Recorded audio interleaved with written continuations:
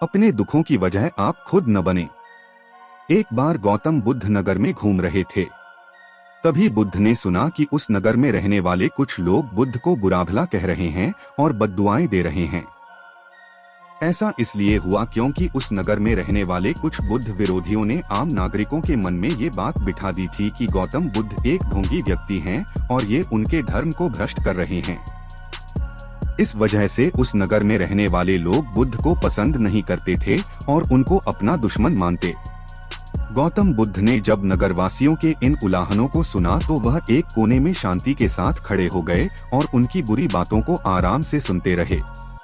इस दौरान बुद्ध ने कोई प्रतिक्रिया नहीं दी। कुछ देर बाद जब नगरवासी बुद्ध को बुरा भला कहते हुए थक गए और चुप हो गए तो गौतम बुद्ध ने उन नगरवासियों से कहा, क्षमा चाहता हूँ, लेकिन अगर आप लोगों की बातें खत्म हो गई हैं तो मैं यहाँ से जाऊँ। ये सुनकर उनको बुरा कहने वाले लोग बहुत आश्चर्यचकित हुए। तभी वहाँ मौजूद लोगों में से एक व्यक्ति ने बोला, हम लोग तुम्हारा गुणगान नहीं कर रहे हैं, तुमको उलाहने दे रहे हैं और तुम्हें बुरा बोल रहे हैं।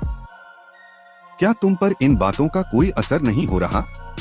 उस व्यक्ति की बात का जवाब देते हुए गौतम बुद्ध ने कहा, आप सब चाहे मुझे कितनी भी गालियां दें या कितना भी बुरा कहें, मैं इन्हें खुद पर नहीं लूंगा क्योंकि मैं जानता हूं कि मैं कुछ गलत नहीं कर रहा। इसलिए इन बातों को जब तक मैं स्वीकार नहीं करता तब तक इनका मुझ पर कोई असर नहीं पड़ रहा है।